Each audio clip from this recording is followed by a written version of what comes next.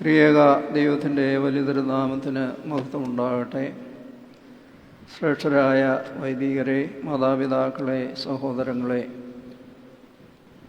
ഈ ദൃശ്യശ്രാവ്യ പരിധിയിൽ ലോകം മുഴുവനും ഈ കുർബാനയിൽ സംബന്ധിക്കുന്ന എല്ലാ വാത്സല്യമുള്ളവരുമേ,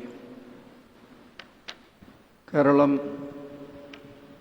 വലിയ പ്രളയ ഭീഷണിയിൽ നമ്മുടെ സഹോദരങ്ങൾ അനേകം പേർ കഷ്ടപ്പെടുന്ന സന്ദർഭത്തിൽ അവരെ ദൈവസന്നിധിയിൽ ഓർക്കുവാനും അവരുടെ വേദനകൾ, അവരുടെ നഷ്ടങ്ങൾ കുറയ്ക്കുന്നതിന് നമ്മളാലാവുന്ന വിധത്തിലുള്ള പ്രവർത്തനത്തിൽ ഏർപ്പെടുവാനും ദൈവം നമ്മെ സഹായിക്കട്ടെ.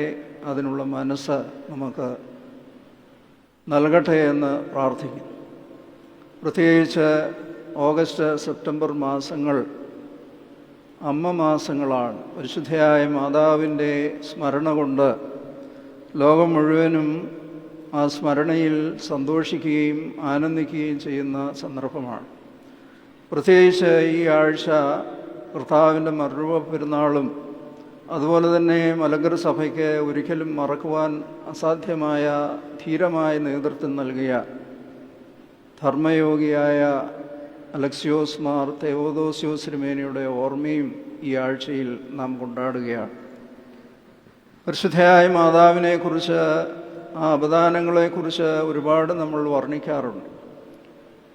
ശാന്തയായിരുന്നു, സുന്ദരിയായിരുന്നു, വിനീതയായിരുന്നു, അനുസരണമുള്ളവളായിരുന്നു. ഇതെല്ലാം ആ സ്വഭാവത്തിന് അനുയോജ്യമായ വിധത്തിൽ നാം പ്രസംഗിക്കാറുണ്ട്.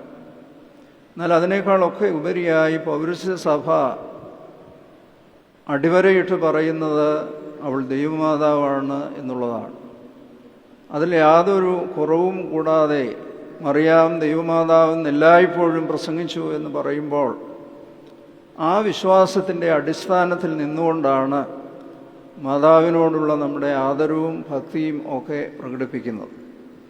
നമ്മുടെ ചുറ്റും പല വിധത്തിൽ മാതാവിനെ കരുതുന്നവരും മനസ്സിലാക്കുന്നവരുമുണ്ട്.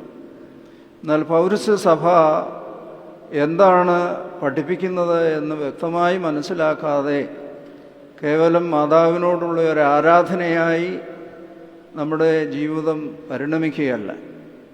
മനുഷ്യവർഗത്തിൽ ഏറ്റവും ശ്രേഷ്ഠമായ ഒരു സംഭാവന നൽകി നമ്മുടെ കർത്താവിൻ്റെ മനുഷ്യാവതാരത്തിന് രംഗഭൂമിയാകുവാൻ തക്കവണ്ണം ഈ വീഴ്ചയുള്ള നമ്മുടെ മനുഷ്യത്വത്തെ ശുദ്ധീകരിച്ച് അവളിൽ ഒന്നായി തീർന്ന് ആ ജഡധാരണം സംഭവിക്കുവാനായി ഞാൻ കർത്താവിൻ്റെ ദാസി, ഇതിൻ്റെ ഇഷ്ടം പോലെ എനിക്ക് ഭവിക്കട്ടെ എന്ന് പറഞ്ഞ് സമർപ്പിച്ച ഒരു മഹിളാരത്നമാണ്.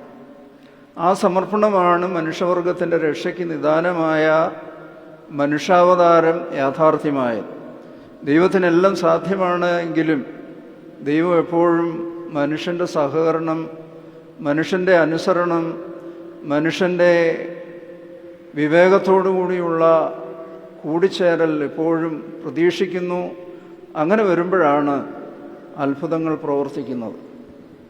അത് ദൈവത്തിൻ്റെ ഓരോ അത്ഭുതത്തിലും, പുതിയ നിയമത്തിലും പഴയ നിയമത്തിലും ഒക്കെ ബലഹീനരായ മനുഷ്യരെ ഉപയോഗിച്ചുകൊണ്ട് അവരെ അനുഗ്രഹീതമായ ഉന്നത നിലയിലേക്ക് ഉയർത്തുവാൻ ദൈവം എപ്പോഴും ആഗ്രഹിക്കുന്നു. ആ നിലയിൽ എല്ലാ അത്ഭുതങ്ങളെക്കാൾ ശ്രേഷ്ഠമായ ഒരു അത്ഭുതമാണ് കർത്താവിൻ്റെ മനുഷ്യാവതാരം. അപരിമിതനായ ദൈവം, സർവശക്തനായ ദൈവം, സർവവ്യാപിയായ ദൈവം നമുക്ക് വേണ്ടി ഈ ബലഹീനമായ മനുഷ്യത്വം തൻ്റെ സ്വന്തമാക്കുവാൻ അവൻ തിരഞ്ഞെടുത്ത ഒരു മഹിളാരത്നമാണ്. അവളിൽ നിന്നാണ് നമ്മുടെ മനുഷ്യത്വത്തെ ദൈവം തൻ്റെ സ്വന്തമാക്കി തീർത്തത്. ആ സ്വന്തമാക്കി തീർക്കുന്ന മനുഷ്യാവതാരം യാഥാർത്ഥ്യമാക്കി തീർക്കുവാൻ തക്കവണ്ണം പരിപൂർണമായി സമർപ്പിതമായി തീർന്നു എന്നുള്ളതാണ്.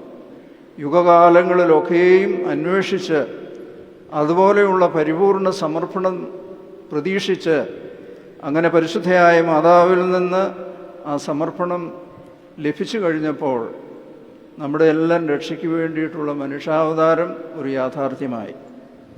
ആയതുകൊണ്ട് നമ്മെപ്പോലെ മനുഷ്യനായി തീർന്ന നമ്മുടെ കർത്താവ് നമ്മെ ഭയപ്പെടുത്തുന്ന മരണത്തെ താൻ രുചിച്ചു. മരണമില്ലാത്തവൻ നമുക്ക് വേണ്ടി മരണം രുചിച്ചു. പാതാളത്തിൽ മരണഭീതിയിലായി അടിമത്തത്തിലായിരുന്നവർക്കൊക്കെയും വിമോചനം സുവിശേഷിക്കുവാൻ തക്കവണ്ണം പാതാളത്തിലേക്ക് ചെന്ന് ആദാമിനെയും അവൻ്റെ മക്കളെയും പഴയ മഹത്വത്തിലേക്ക് വീണ്ടെടുക്കുകയാണ്. ആ ഒരു വലിയ രക്ഷാകരമായ ധർമ്മത്തിൽ നിർണായകമായ ഒരു പങ്ക് വഹിച്ച മഹിളാരത്നമാണ് പരിശുദ്ധയായ മാതാവ്. അത് പഴയ നിയമത്തിലെ എല്ലാ വിശുദ്ധന്മാരും ഇനി ഉണ്ടാകാൻ പോകുന്ന എല്ലാ വിശുദ്ധന്മാരെയും ഒക്കെ നോക്കിയാൽ മാതാവ് അതിലേറ്റവും ശ്രേഷ്ഠമായി നിൽക്കുകയാണ്. അതുകൊണ്ടാണ് പൗരസ്ത്യ ആരാധനയിൽ എപ്പോഴും പരിശുദ്ധയായ മാതാവിൻ്റെ മധ്യസ്ഥത പ്രഥമമായി നാം അർഹിക്കുന്നത്. മാതൃവിശുദ്ധ സ്മൃതി സംബന്ധം. മാതാവ് വിശുദ്ധന്മാർ വാങ്ങിപ്പോയവർ ഇവർ നമ്മോട് ചേർന്ന് ആരാധിക്കും. ആ വലിയ സംഘത്തിൽ ബലഹീനരായ നമ്മളും സമ്മേളിക്കുകയാണ്. ആയതുകൊണ്ട് ഈ ഓഗസ്റ്റ് സെപ്റ്റംബർ മാസത്തിൽ നമ്മുടെ എല്ലാ ദേവാലയങ്ങളിലും മാതാവിൻ്റെ പുകഴ്ചകളെ വർണ്ണിക്കുമ്പോൾ, അപദാനങ്ങളെ കീർത്തിക്കുമ്പോൾ, അവൾ ദൈവമാതാവാണ്, ഈ മനുഷ്യാവതാരം യാഥാർത്ഥ്യമാകുവാൻ തക്കവണ്ണം ഞങ്ങളുടെ രക്ഷയ്ക്ക് വേണ്ടി ആ മനുഷ്യാവതാരം മനുഷ്യപുത്രന് യാഥാർത്ഥ്യമാക്കുവാൻ അനുഗ്രഹീത വയലായി തീർന്ന പരിശുദ്ധയായ മാതാവ്. ആ മാതാവിൻ്റെ മധ്യസ്ഥത നമുക്കെപ്പോഴും അനുഗ്രഹമാണ്. ആവശ്യപ്പെടാതെ തന്നെ നമ്മുടെ ബലഹീനതയിൽ സഹതാപം കാണിക്കുവാൻ തക്കവണ്ണം നമുക്ക് വേണ്ടി പ്രാർത്ഥിക്കുകയാണ്. അവർക്ക് വീഞ്ഞില്ല എന്ന് പറയുമ്പോൾ നമ്മളെ സംബന്ധിച്ച് അതൊന്നും വലിയ പ്രസക്തമല്ലല്ലോ എന്ന് പറഞ്ഞെങ്കിലും സമയമായില്ലെങ്കിലും പരിശുദ്ധയായ മാതാവിൻ്റെ ആ മധ്യസ്ഥത നമുക്കവിടെ കാണുവാൻ സാധിക്കും.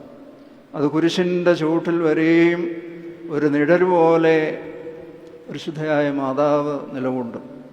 ആ മാതാവിനെ തൻ്റെ പ്രിയപ്പെട്ട ശിഷ്യനെ ഭരമേൽപ്പിക്കുമ്പോൾ സഭയുടെ പ്രതിനിധിയായിട്ടാണ് യോഹന്നാൻ ശ്ലീഹ പരിശുദ്ധയായ മാതാവിനെ സ്വീകരിക്കുന്നത്.